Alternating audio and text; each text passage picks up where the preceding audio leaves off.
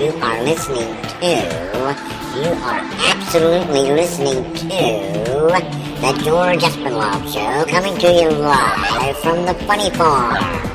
Now, with no further ado, here comes Georgie!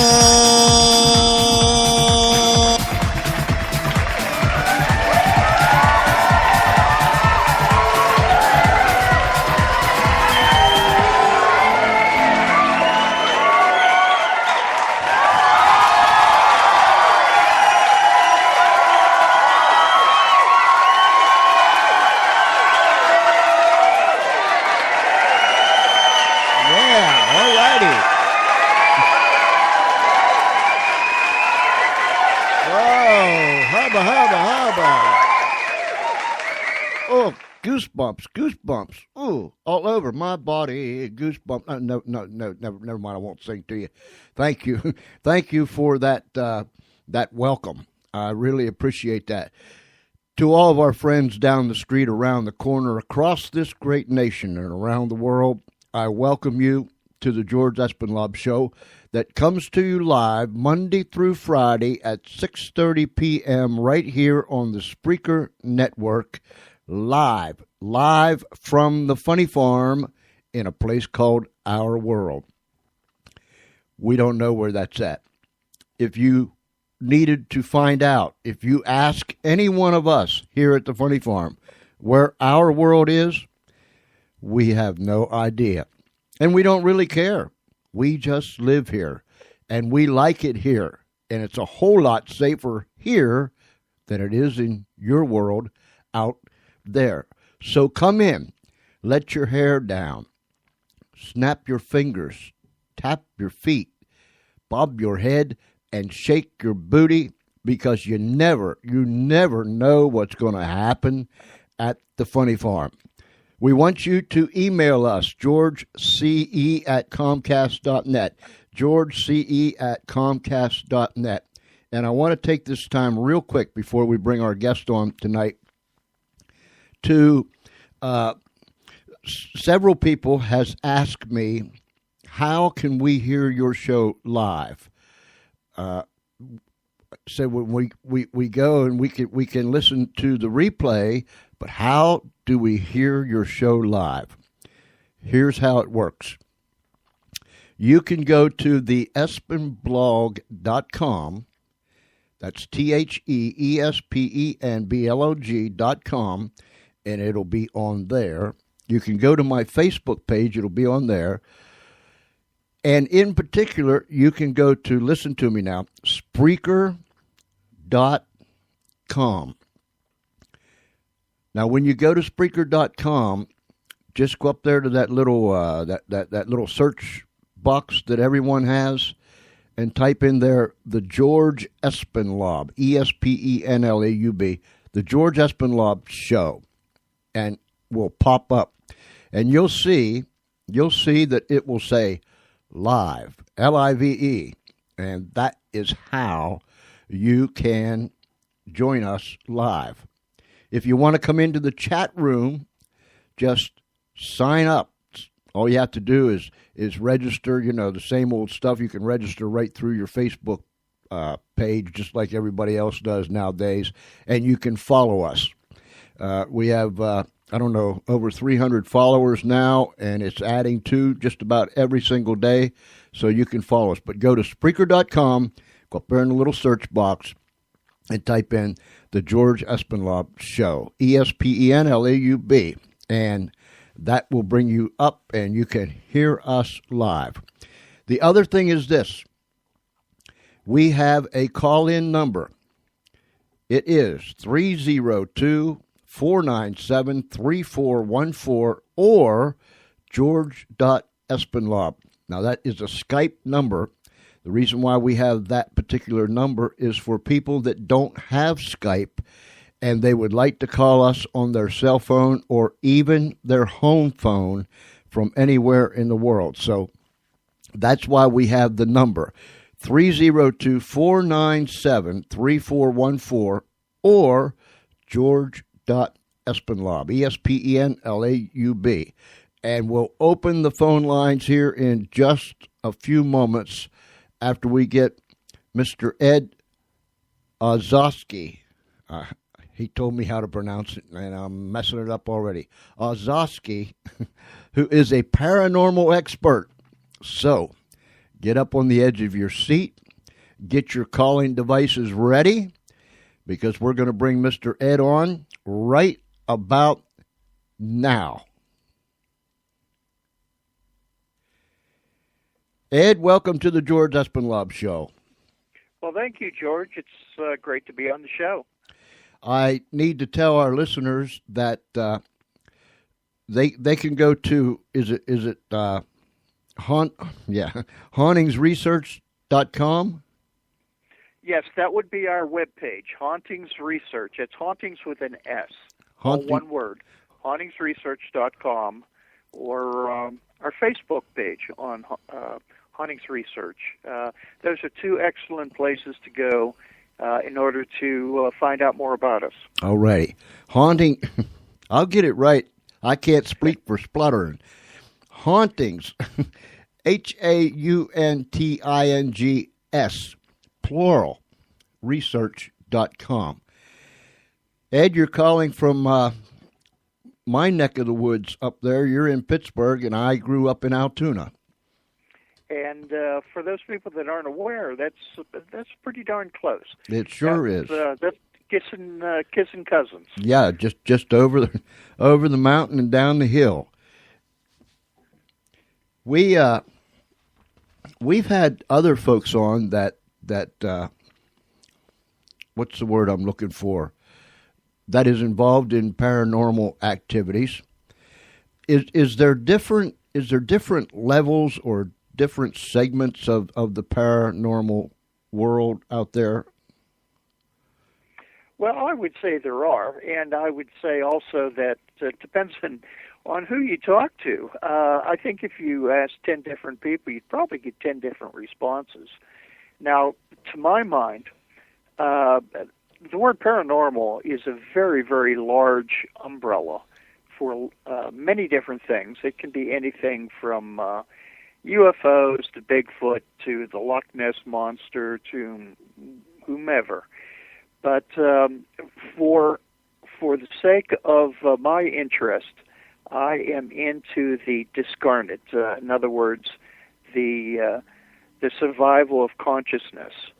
And to my mind, that particular field really encompasses three different routes, and that would be the study of the discarnate, or ghosts or the dead, reincarnation, and near-death experiences. Now, in addition to those three routes, there is also a branch which I call the parapsychological school of research. And that would be more involved with the, let's say, scientific laboratory type of investigation of survival of life after death. And that involves things like ESP, clairvoyance, telepathy, psychokinesis, things like that. So I pretty much, even though I have been involved in both of those, the parapsychology as well as the survival of consciousness, the basis of my work right now is in the former, the survival of consciousness school. Tell us what that is again. What is it? The survival of consciousness school.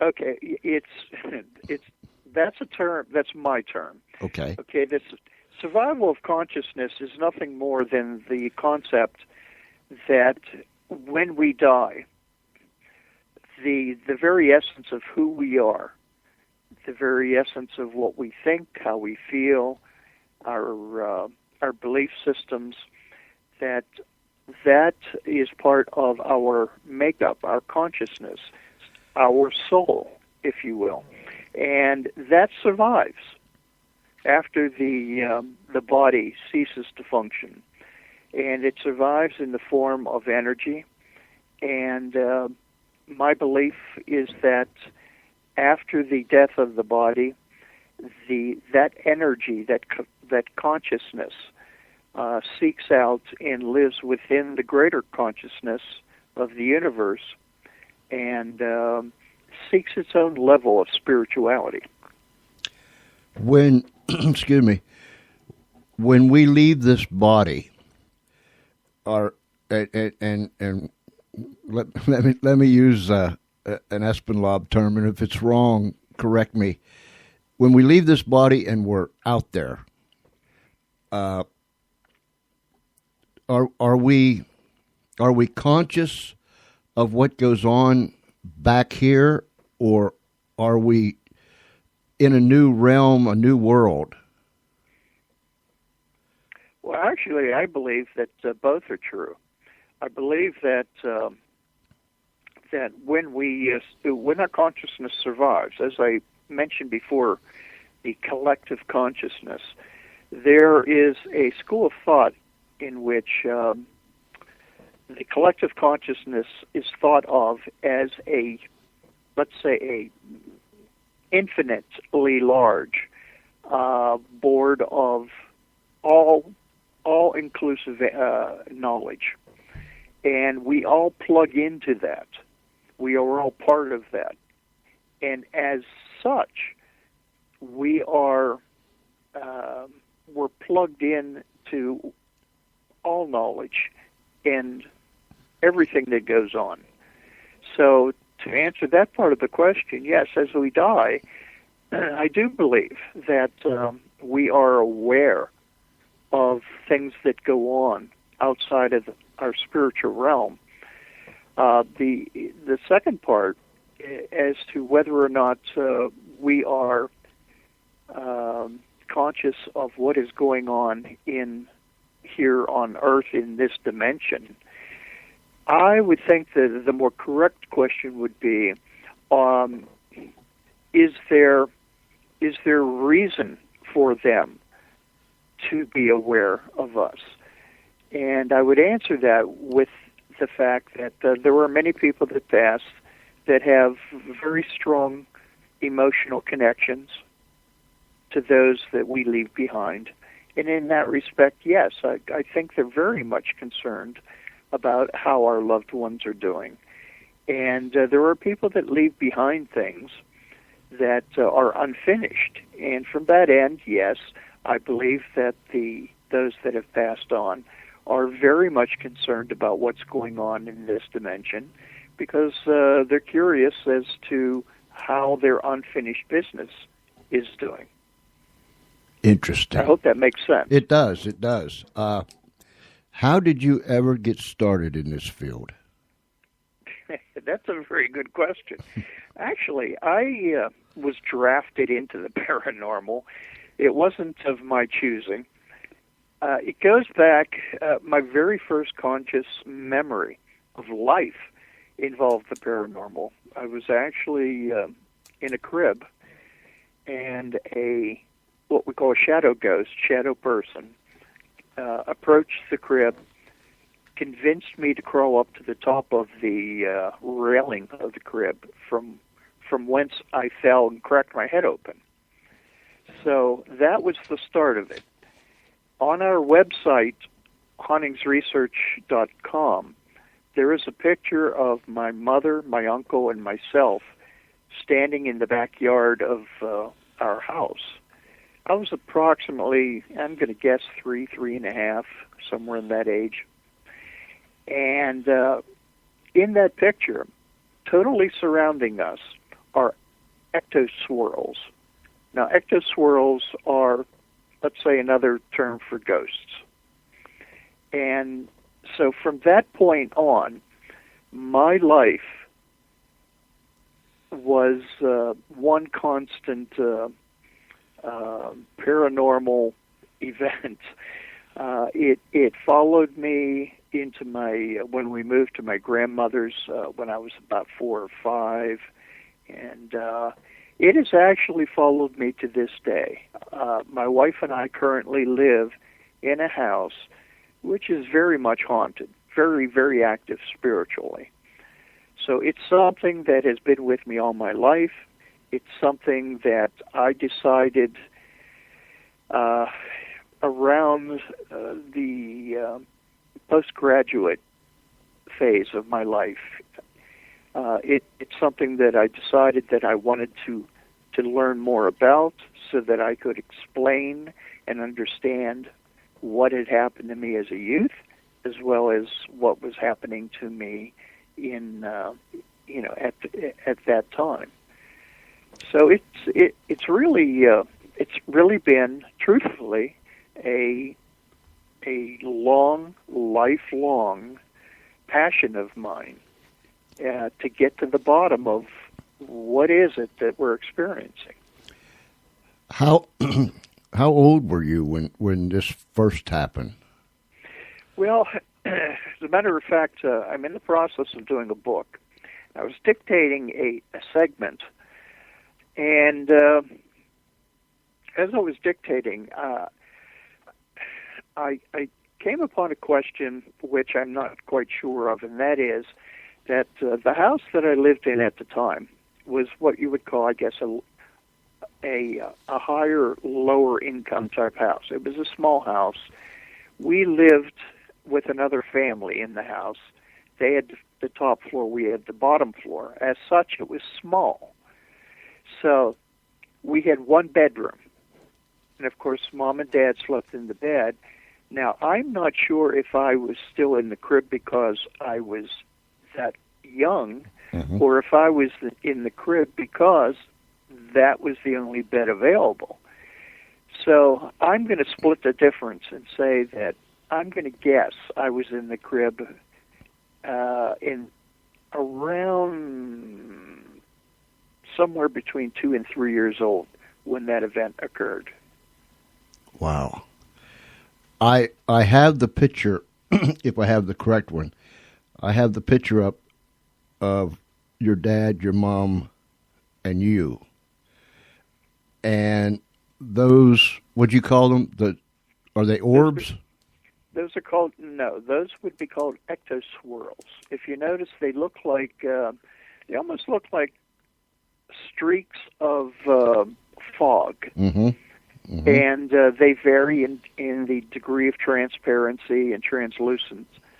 But as you can well see in the picture, there are multiple swirls. There's not just the one. Yes. And they are all around us. Ladies and gentlemen, go to Hauntings, HAUNTINGS research.com. Hauntingsresearch.com. And Ed has lots of pictures that you can bring up. And that's where I am at right now. Again, if you have any questions or comments for Mr., and here I go, Ed, see if I can get it right, Ozosky? Oh, perfect, George. Oh, my. If you have any comments or questions for Mr. Ed, see, I can only do it once. Ozosky, call us. 302-497-3414. That's 302-497-3414. Sometimes I can tear up a last name, Ed, even my own. Well, I know the feeling. That's why sometimes I get up in the morning, I have to put a name badge on. There you go. I even put an address on there. If someone finds me, just throw me in the closest mailbox, and hope I get back home again. This Hauntings Research that you've established, how long has that been going? Well, Hauntings Research is actually an organization. Now, first off, let me explain what it is. It's an assemblage of highly educated, highly dedicated researchers who represent decades of occupational backgrounds in science, research, and analysis.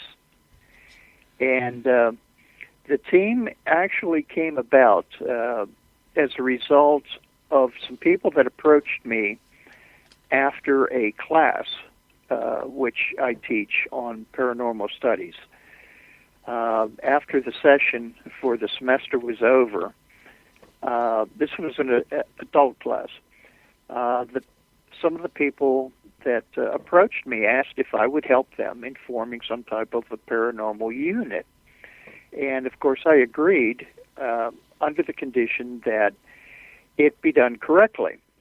And in that respect, what I wanted to do was not to form just another one of these paranormal groups that spring up every other day. Mm-hmm. What I wanted to do was something with some scientific bite to it. In other words, something that followed scientific protocol. And so I drew on my parapsychological background in laboratories, and what we did was we formed the group based on the idea that it would be a research organization as opposed to what some people call ghost hunters or ghostbusters. Mm-hmm. Which is a term that drives me up a wall, but that's the difference. We do research as opposed to just investigating. Investigating to us is one phase of a three-phase process. So you do all three phases? Yes. Maybe the easiest way to make this maybe a little more understandable is by maybe defining. When I think of investigation, in other words, paranormal investigators, mm-hmm. To me, that phase, the investigation, that's one aspect of research. It's to me, it's making a systematic examination, or it's conducting an official inquiry, let's say. Now, research, which is what we do, is a process of steps used to collect and analyze information so as to increase our understanding of a topic or issue. In this case, paranormal, or the survival of consciousness. Mm-hmm. And it consists of three steps. First, we pose a question. We form a hypothesis. The second thing we do is we collect data to hopefully answer that question or answer that hypothesis. And that's what most people think of when they think of the investigation, paranormal investigations. Uh-huh. That's that second phase. And our third phase is to present some type of scientific, logical, truthful answer to the original question. Our goal is not to find out whether or not a place has ghosts or not. Our goal is to make contributions into the paranormal field, which will affect the actual day-to-day thinking and perception of exactly what the survival of consciousness means. Okay. I have these classic ghost photographs up here. Now, I'll give you an example, because as far as I know, and I guess if I have ever seen a ghost, I would know that I saw a ghost. Is that correct? I would think it would be something you wouldn't forget. Okay. So I have never seen a ghost. But for instance, we went to Gettysburg here several years ago, and on a late night, somewhere close to midnight, we went in town and went on one of their ghost tours. That's what I call it, ghost tours. And they took us into a certain place, and They said that this and that, and they different people had a thermometer, and they said the temperature got colder, and so on and so forth. But I didn't see anything. I didn't hear anything, and I didn't feel anything. And I'm not a skeptic, but I'm not a believer. I'm somewhere in between. Does that make sense? It certainly does. As a matter of fact, you're probably in a position that I give the most credit to, and that is somebody that understands that that there is something that may be learned one way or the other, and that you're open enough to at least try to see what both sides have to say. Yeah. I'm the individual that, because I haven't experienced it, I will never say never, because there's a lot of things that I haven't experienced. So just because I haven't experienced it doesn't mean that it doesn't happen to someone else. And you're absolutely right. I'm open. I'm very open to finding the answer.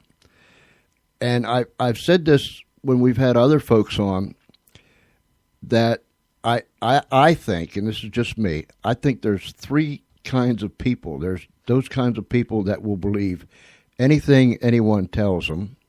Then there's the person that will believe some of the things that people tell them. And then there's the third person. I don't care what you tell them or who tells them what, they don't believe anything.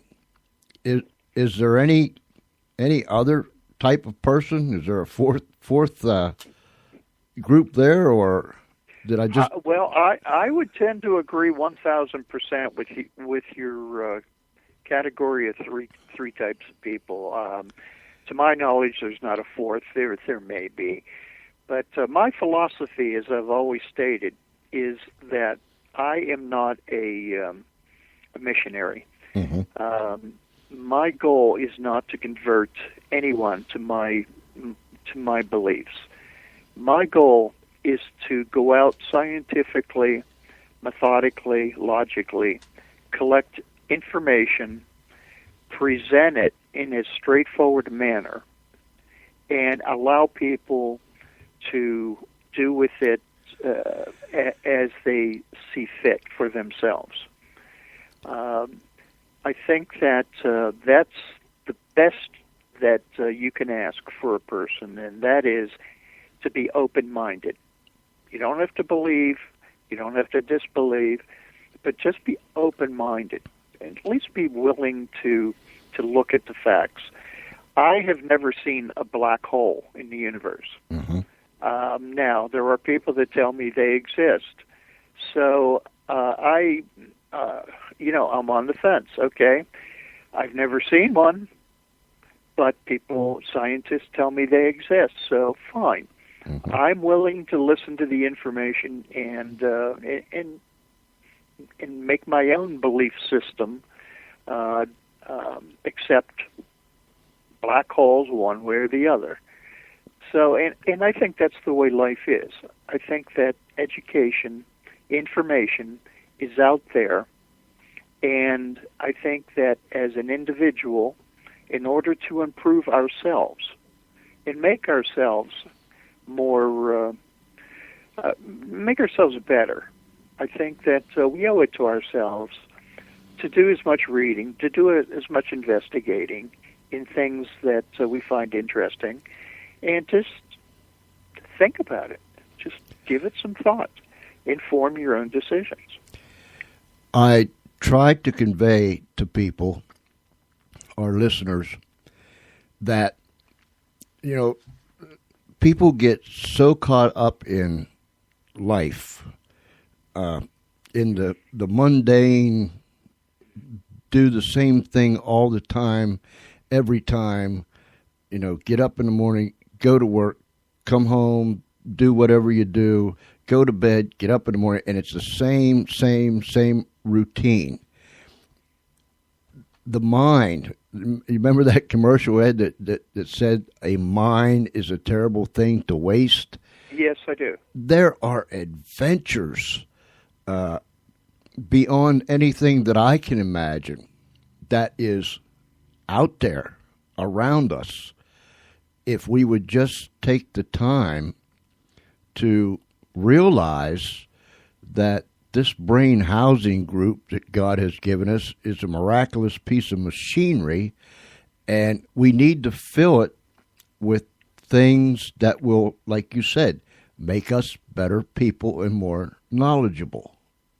Am I right or out there? I would tend to say that you're right.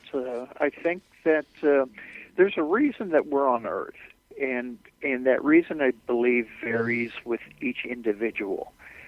And I think that in order for each of us to maximize our time on Earth and to maximize whatever our reason for being here on Earth, in order to maximize those things, I believe that we owe it to ourselves to become as good a person as we can. And that's not always a religious concept.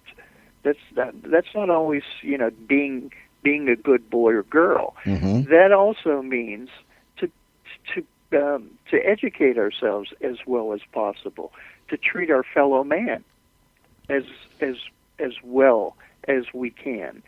I believe that that's our goal. That's part of our goal, is to make ourselves better people, better spirits, better souls. These ghost pictures that I'm looking at on hauntingsresearch.com, they are some of the most clearest, beyond the shadow of a doubt, pictures I think that I have ever seen. Is this a collection that's at the Hauntings Research, or these handed down through the years, or where did they come from? Well, I'm not sure which set you're looking at. There's actually two collections. One we call the Classic Photos. The Classic Photos collection is an assemblage of pictures that have been taken by various people throughout the world, and I'm going to say it's been over the last 100 years and sooner. But those are pictures that have withstood the test of time. In other words, there have been numerous people that have tried to debunk those pictures and have been unsuccessful. Now, there is also another collection on our Facebook page, our web page, which is investigative photos. And these are pictures that we've collected through the years during the investigative phase of our research. And I will say that it is not just inclusive to Hauntings Research. There are pictures in there that are older than the group, because I've been doing this for a little over 30 years. Mm-hmm. And so there are some pictures in there that I've included because I am part of Hauntings Research, and as such, they're part, they deserve to be there. Now, do you believe in reincarnation? Is that in your field? Well, it is in my field to the extent that reincarnation, I believe, is one of the three routes for the study of the survival of consciousness. Mm-hmm.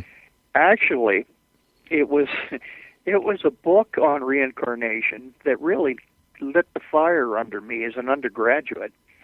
There was a book that was published in the 50s. Now, I didn't get to it until the 60s, but it was called The Search for Bridie Murphy.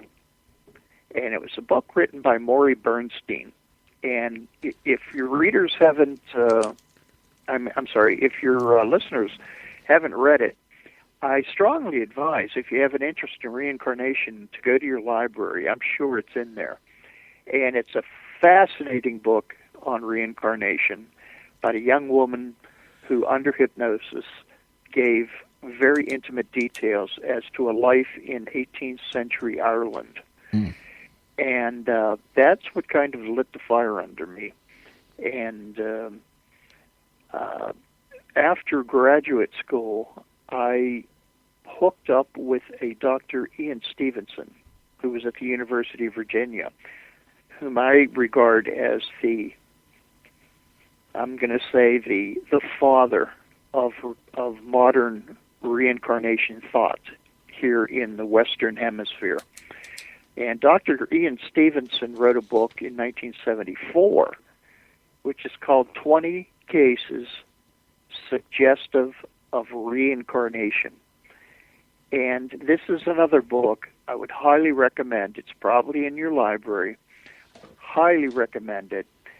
It is more a result of scientific research than was the Search for Bridie Murphy. But it is very readable. Dr. Ian Stevenson had a very, very high reputation in the scientific community for the research and the care and meticulous degree of research that he paid to his work. So his work influenced me very, very highly.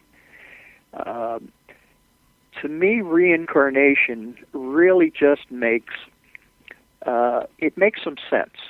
Reincarnation, as a matter of fact, I believe, and I may be wrong, but I believe it comes from a Roman term meaning back into the skin. And it's not a new concept. Actually, Plato, back in quite a while ago, in Plato's Republic, he made mention of terms like reincarnation, near-death experiences, things like that. So, to answer your original question, I personally think there is something to reincarnation. I believe that there is enough scientific research that has been done that if you sit down and with an open mind read through the research, I think you find that it may have a tendency to kind of sway you towards the belief end of it. Could you give us the name of those, excuse me, the two books and the authors one more time? Yes, I will. Okay, the very first one is The Search for Bridie Murphy, Bridey, Bridie Murphy. Okay. And it was first published in 1956. And it was written by Maury Bernstein. And that's the book about the woman who under hypnosis, okay, claimed to have a life back in Ireland. The other book would be a book by Dr. Ian Stevenson. It's Stephenson. And it's called 20 Cases Suggestive of Reincarnation. And that was published in 1974, I believe. Cool. You said that reincarnation makes sense to you. I'll share this with you. Sometimes I joke around. Well, I've been joking around for years, and tell my wife, I used to be, and I've made up this name. I used to be George Dickerson from Chicago, Illinois, before I was George Espenlaub now. And then I tell her I was George Kennedy before that, back in the 1800s, and then I was I was George Johnson. I was George Kennedy back during the Revolutionary War, and I got shot off my horse. Of course, she just rolls and laughs and tells me I'm crazy, which everyone will agree with her. But to me, Ed, reincarnation makes sense. Now, I was never, that I know of, I was never George Dickerson or Kennedy or John or any of the other ones that I know of. But it makes sense to me. And as you said, there's documented cases of people. So this reincarnation thing, and I asked someone else this, and I'm going to ask you this: is it possible, or is there a belief, or whatever I'm trying to look for, that someone that has passed on comes back reincarnated, and you just have this funny feeling that this person now has the makeup, the mannerisms, the whole 9 yards of that person that has already passed on? Did I make sense? Yes, as a matter of fact, perfect sense. And that's exactly the terms of proof, for lack of a better explanation. Those are exactly the type of things that scientists look for in order to study a case. Now, I'll give you an example. Since we were talking about books, Dr. Jim Tucker, who's down at the University of Virginia, he's the research director of the Division of Personality Studies, and he's a child psychiatrist. Now, Jim Tucker has studied over 2,500 cases. He's documented this. 2,500 cases. Now, it's more now than it was back then when he wrote the book. Mm-hmm. But 2,500 cases of reported child reincarnation memories that were scientifically evaluated for his study. And there are certain criteria that must be met in order to even be considered for study and inclusion in that study. So, yes, there's more to it than somebody that one day wakes up and said, there used to be Cleopatra. Mm-hmm. There are oftentimes things that happen to us that are oftentimes written off as deja vu. And deja vu, of course, is the feeling you've been there or done something before. Yes. And there is a very, very good scientific explanation as to why that could be just a mental, physiological condition. But I'll give you a personal example. At the age of, I don't even think I was 5.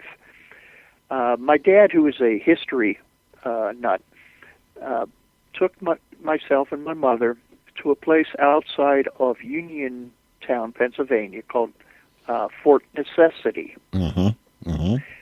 Now, Fort Necessity was a place that was built by George Washington, and it was built out of necessity because a force of French colonial soldiers were reportedly coming to attack him, so he had to build the fort quickly.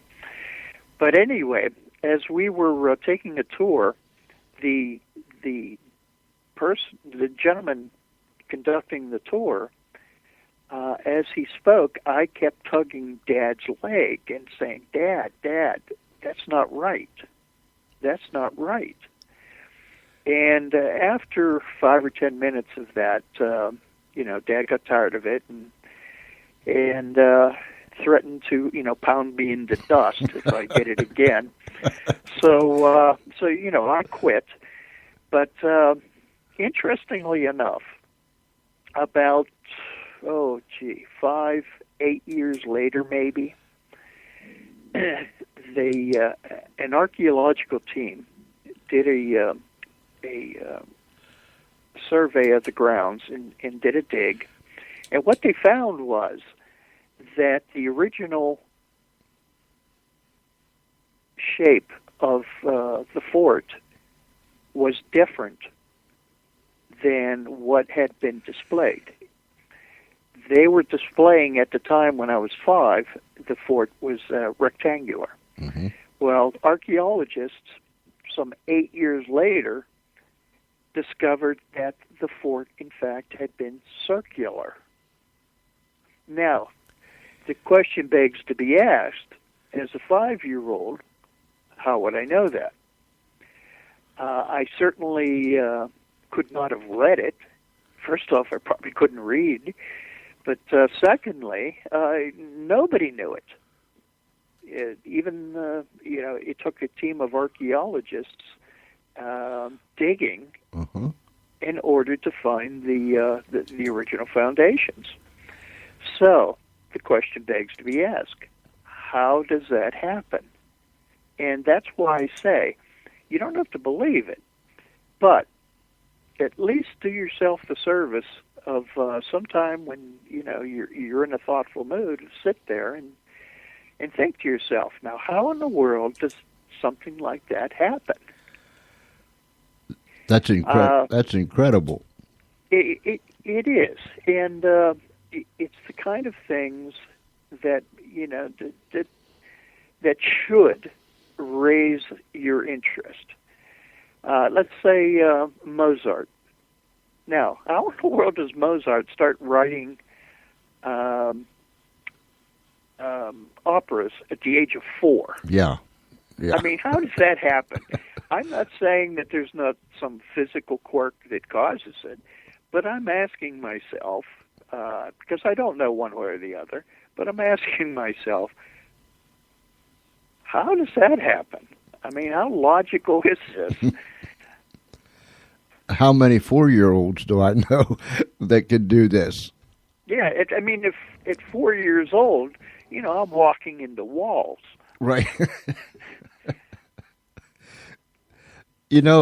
I was in Detroit back in 07, 08, and my son-in-law and I went across this bridge, and as we were going up the bridge on the one side, I had this feeling unlike I ever had before. And it was only for a short time, but it's like everything around me didn't matter or it wasn't there. It was me in this bridge or this place. And when we got up there on the, we went up over the little incline there and got on the regular bridge going across, I was looking out over, and I had this amazing feeling that I have been here before, and I didn't know when or any of those things. And when we got to the other side and was going down, I told my son-in-law, I've been here before. Of course, he just cracked up, and he said those words, "Deja vu." But it just wouldn't leave me. And I thought about that, and to this day, I can still see us going up the one side, onto the bridge, down the other side. I can still see it as if I'm looking at a picture, and every now and then it'll come to my mind. But there's no way you can discount it. because it was if I knew that I was there. I didn't know when I was there. I didn't know who I was when I was there, or none of those things. But it was that experience that I will never forget as long as I live. Yeah, and it's interesting that I have a question that I ask myself about memories. And the question is, memories are kind of strange things when you really think about it. But my question to myself is that why is it that we have memories in which, when we retell the memories, that there are occasions where some of the details change, some of the dates change, something about the memory as we retell it changes from the last time we retell it. Mm-hmm. Then there are other memories that we have that, regardless of how old we are and how old we become, that the facts of the memory never change. It's always remembered with exactly almost the same wording, word for word. Mm-hmm. It never changes. It never alters. And the only theory I have about that is it possible that there are memories that, because of their truthfulness, because of the stark reality of their existence, that they are burned into us, and as such will never change. Amazing. Ladies and gentlemen, if you have a comment, a question, an experience, give us a call. 302-497-3414. That's 302-497-3414. Ed, as I shared with you before we went on the air, I'm an old Altoona boy, so like you said, we're just a short distance, or we were just short distance apart. But you mentioned Wapsie Mountain in Altoona, and the White Lady. I haven't heard that term. Oh, goodness gracious! I can't tell you how many years it's been. But everyone, I would think just about everyone that grew up in Altoona has been to Wapsie looking for the White Lady. I've never seen the White Lady. Could you tell our listeners what that is? And didn't you say you had someone that was there and took pictures? It's a fascinating story. As we all grow up, regardless of what part of the world we live in, we all grow up with certain legends, urban legends. But there are certain things that, as a kid and onward, that we hear that make an imprint on us, and we tend to remember them. And people that live, like you said, in Altoona, grew up with the legend of the White Lady of Wapsie Mountain. Well, about, I'm going to guess 3 or 4 weeks ago, a former member of Hauntings Research, who now lives out in California, sent me a very interesting photograph, and it was taken by a friend of hers that lives in Altoona, which is where our former member grew up. Mm-hmm. But on our Facebook page, the Hauntings Research Facebook page, right at the very top, it's our header photograph. You will see that picture that was taken by a gentleman early in the morning, approximately sometime I think it was in April.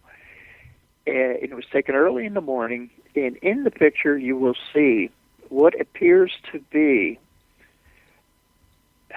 as best as I can describe this, is some type of an entity with a very bright light, reddish glow above it. And to the right of the picture is also what appears to be the image of some type of a specter, which many people even describe as almost angelic. So when the picture was sent to me, the question was posed, could this be the ghost of the White Lady of Wapsie Mountain? Now, on our Facebook site, there is a link that will take you to a site where they give you several different versions of the White Lady. Mm-hmm. But in essence, what it was is that there was a woman who was killed tragically with her husband, and she is supposedly seen out with a lantern or a light looking for him. So it's an absolutely fascinating photo. We've had some people that have come up with some interesting theories about how that picture could possibly be duplicated. I haven't, as of yet, heard one that I think is credible. So it's a picture that we have analyzed pretty closely. It would be very, very difficult to Photoshop it. That's not to say that an expert in the field couldn't do it. Mm-hmm. I'm not an expert in the field. But it's a very, very convincing and very fascinating picture, and it's called The Lady of Wapsie Mountain. So please, if you have an opportunity, it's on the Facebook site, please go take a look at it and see what you think. Yeah, you can bounce right off of hauntingsresearch.com. You can bounce. There's a link there. It'll take you right to the Facebook page. I'm looking at that picture, Ed. The light, or it looks like some form of light, is that above this object's supposedly their head, or just? I mean, I can see an outline of a figure, and to the right also. But I was just wondering, is that light the lantern, or don't you know? Well, I mean, I do not know for certain. Mm-hmm. I mean, the light appears to be in the picture. Appears to be above what would be the head. Yes.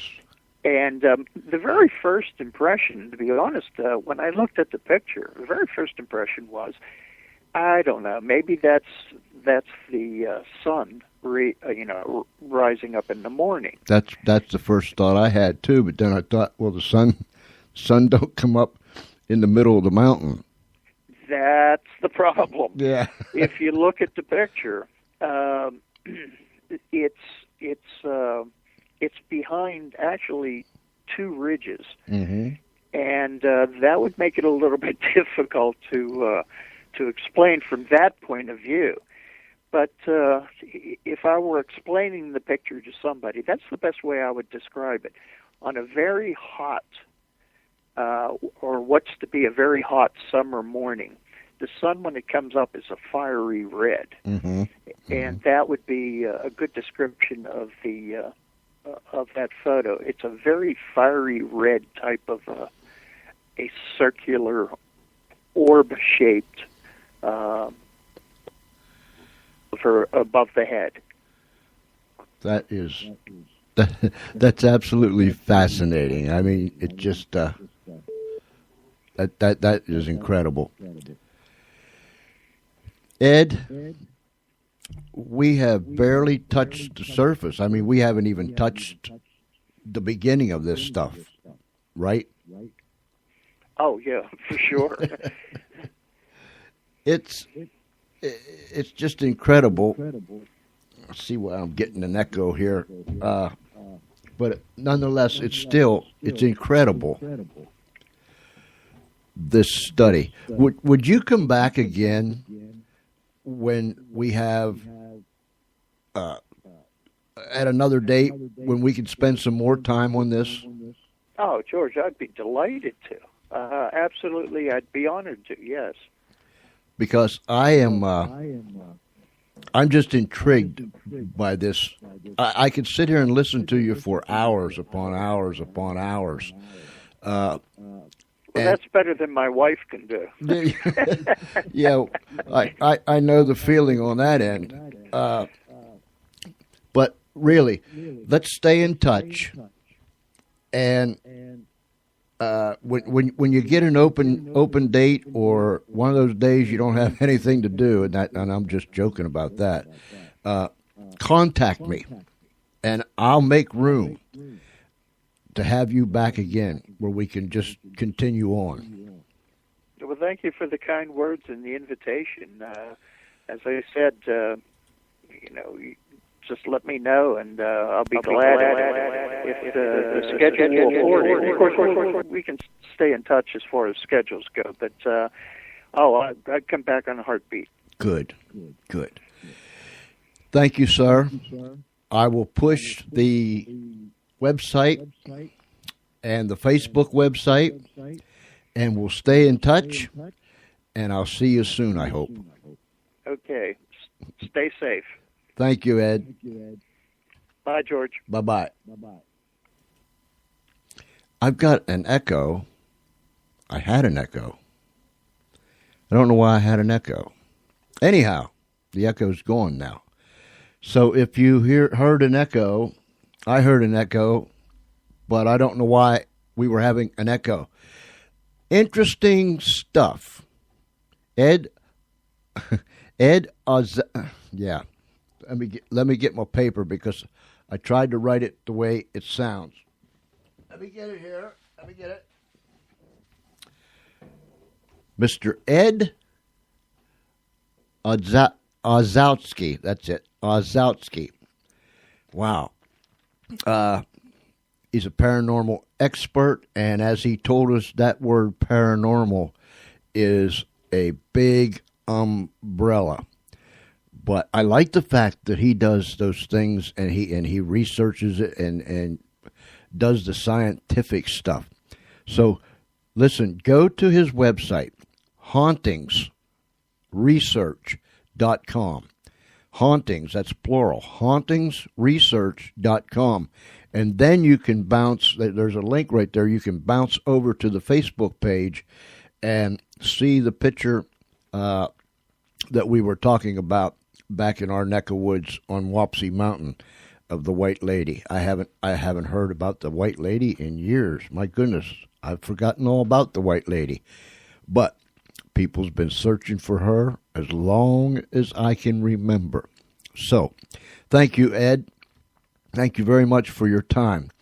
The phone lines are open, ladies and gentlemen. If you got a question, comment, something that you want to say, something that you want to say to someone else, just give us a buzz, 302-497-3414.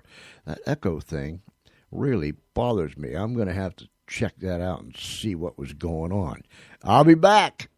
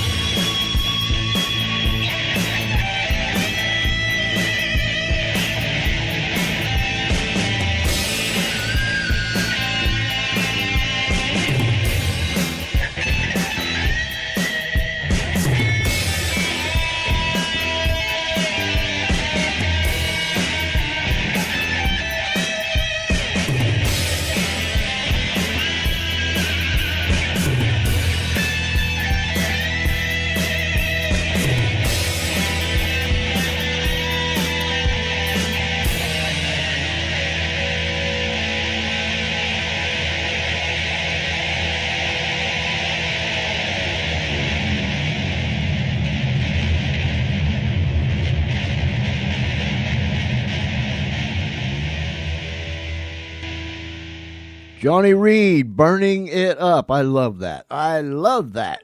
Thank you, Johnny. Hey, thanks again to Ed Ozosky. Am I saying that right? Yeah. Ed Ozosky, a paranormal expert out of Pittsburgh, Pennsylvania, in my neck of the woods. And you know what? Of course, he's been doing it for over 30 years. There's no ending. There's no ending to it. But I get intrigued when we talk about those kind of things, and I hope you do too. Hey, listen, for the remaining portion of the program, man, I got my tongue stuck on my eye tooth and can't see what I'm saying.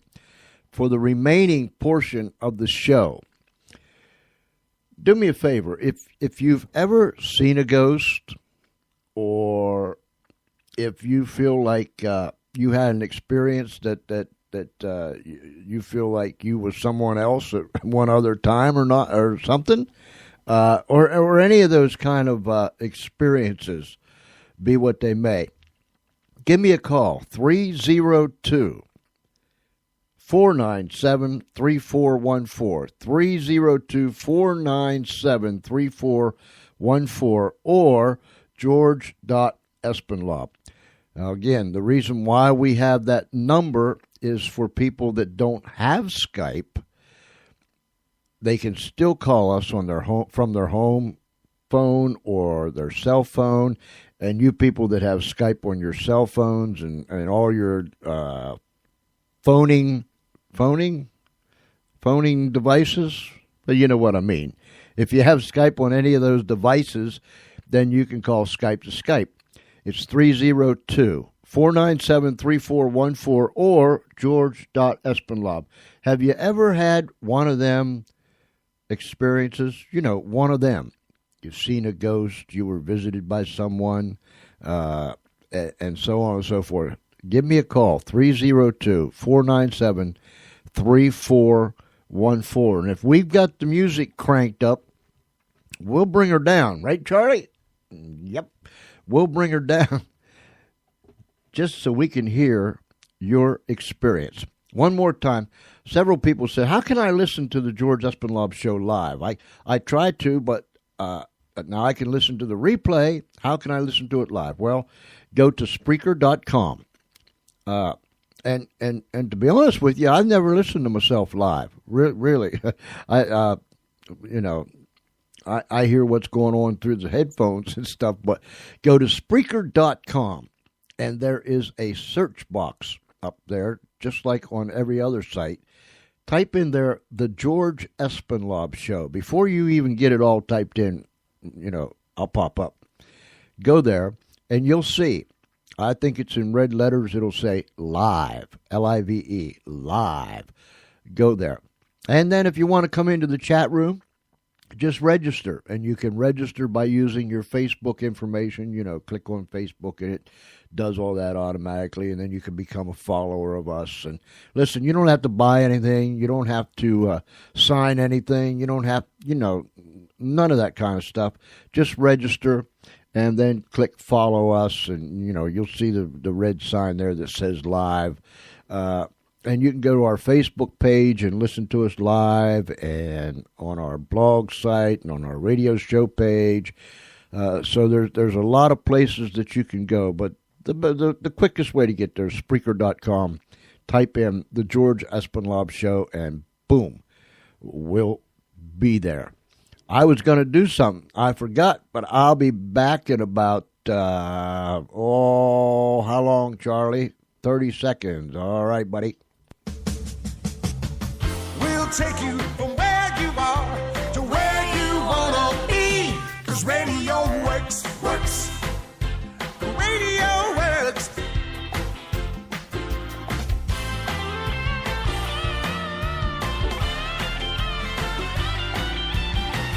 We'll take you from where you are to where you want to be. 'Cause radio works. Radio works. And radio does work. Let me tell you something. You pay attention during the day if you're out and about, and watch and listen to how many people in so many places that has radio on. It is incredible. Radio does work. And with internet radio, my goodness gracious, if you have a laptop or a desktop or an iPad or a Droid system or just about anything with an internet connection nowadays, you can be live on radio. You can do a podcast. People can listen to it later. You can go live. You can broadcast right from where you are, anywhere where you have an internet hookup. And it is just incredible. And listen, if there's any young people that's listening to me, please listen to me. If you don't have any hobbies, no interest in anything, whatever, try this. Try radio. Try radio. Experiment with it. You just might be the next great radio personality that burst upon the scene. Don't laugh. It just might be you. So, take advantage of all this modern day technology. I challenge you. Because that's just what it is. I'm just saying. Call me 302-497-3414. Tell me if you ever saw a ghost or had one of them strange experiences. You can feel the heat just about midnight. Close your eyes, turn off your mind. You might see some things that you could never find. There are dark forms lying all along this road. They hold secrets you may never know. Makes you wanna run, but time stands still. Time stands still beneath the midnight sun. The universe is gone beneath the midnight sun. Everything's undone beneath the midnight sun. Everything is one beneath the midnight sun.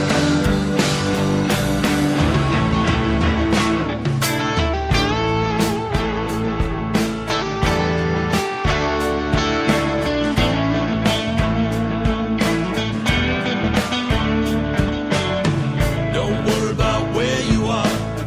Don't feel alone. Just follow the path you just follow. Now feel the light. Feel the one. Basking in the glow of the midnight sun. The universe is gone beneath the midnight sun. Everything's undone beneath the midnight sun. Everything is one beneath the midnight sun.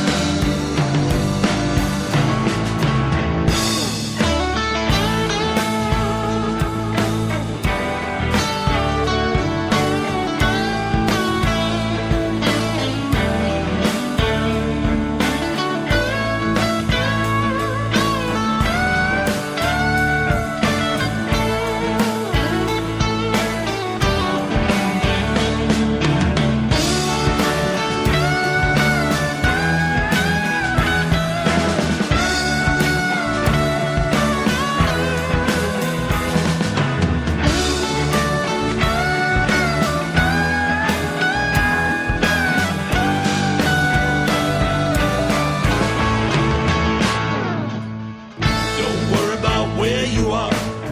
Don't feel alone. Just follow the path you just follow. Now feel the light. Feel the one. Basking in the glow of the midnight sun.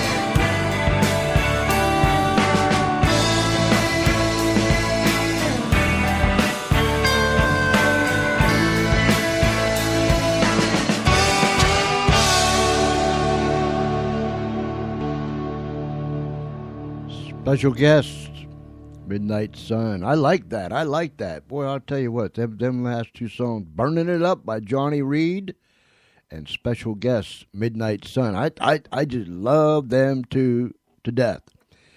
A special thanks to our friends down at musicalley.com. That's where Charlie goes down and gets the music and brings it back up here.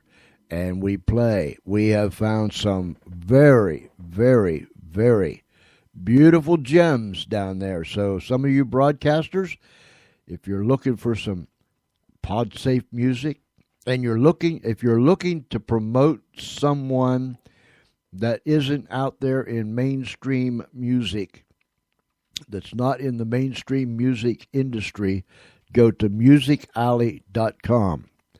And you can find all types of music, individuals, groups, so on and so forth. Put them on your show. Put them on your show. And some of the musicians that I have had on my show, that is where I made contact with them, because I went back and I posted where I played their music, when I played their music, and then they contacted me, and from there we built a relationship, and I invited them on the show, and as they say, the rest is history. To my friends in the Media Friendships Worldwide group, I want to say a great big howdy do. I don't know how many of you are listening. Maybe some of you will listen to this later.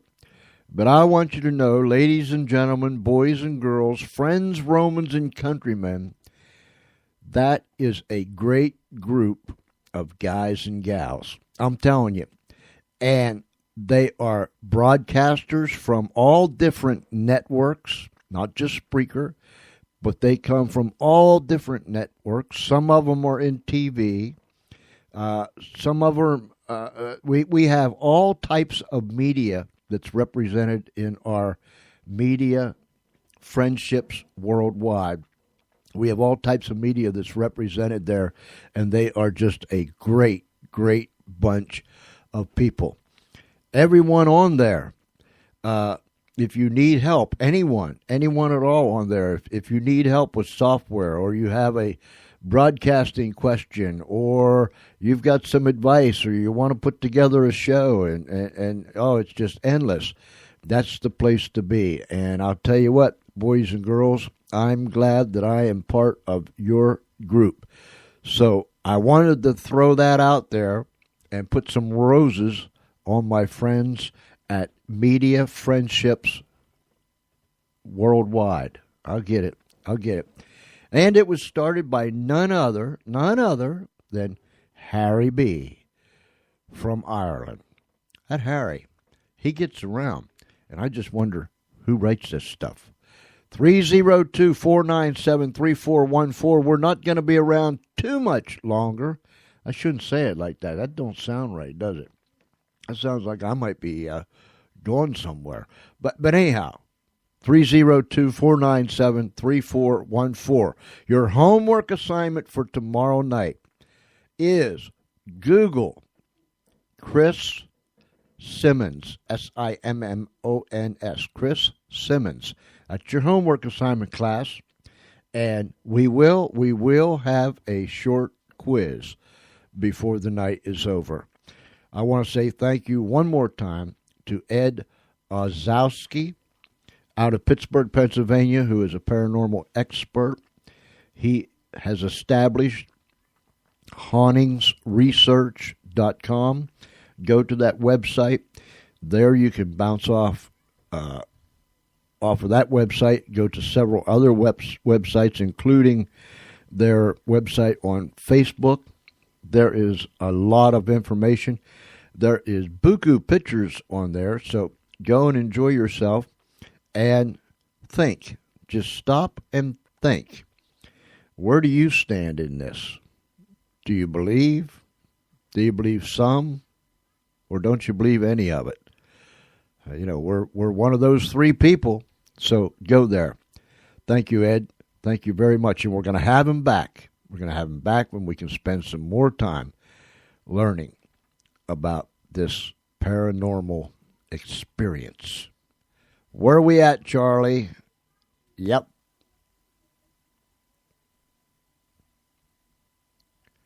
Well, why not? All right. Thank you.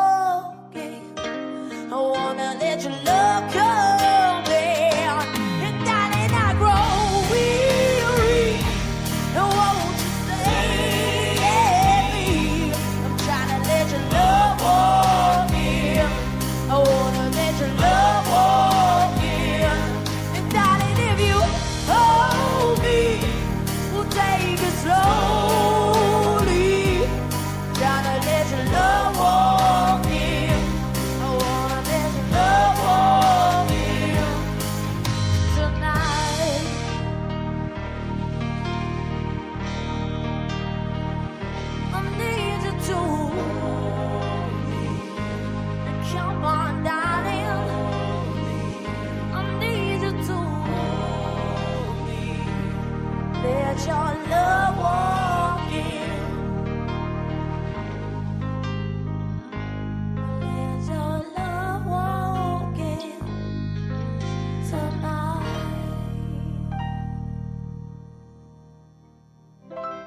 People see us everywhere.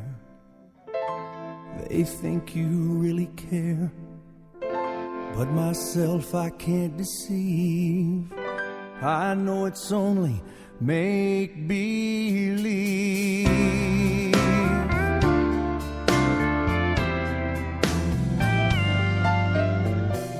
My one and only prayer is that someday you'll care. My hopes, my dreams come true. My one and only you. No one will ever know how much I love you so. My only prayer will be someday you'll care for me, but it's only make believe.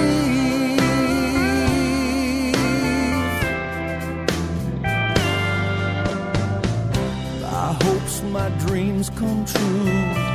My life I'd give for you. My heart a wedding ring. My all, my everything. My heart I can't control. You rule my very soul. My plans, my hope, my schemes. You are my every dream, but it's only make believe.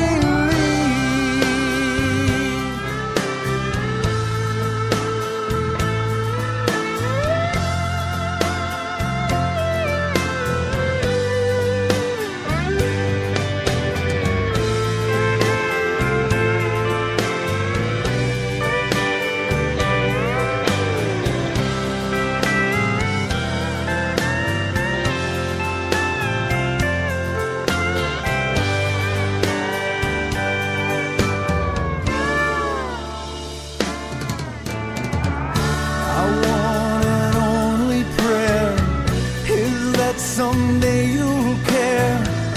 My hopes, my dreams come true. My one and only you. No one will ever know how much I love you so. My only prayer will be someday you'll care for me, but it's only make believe.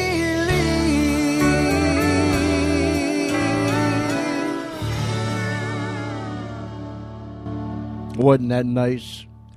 Well, ladies and gentlemen, boys and girls, friends, Romans, and countrymen, the train is passing by, and I see the caboose quickly approaching.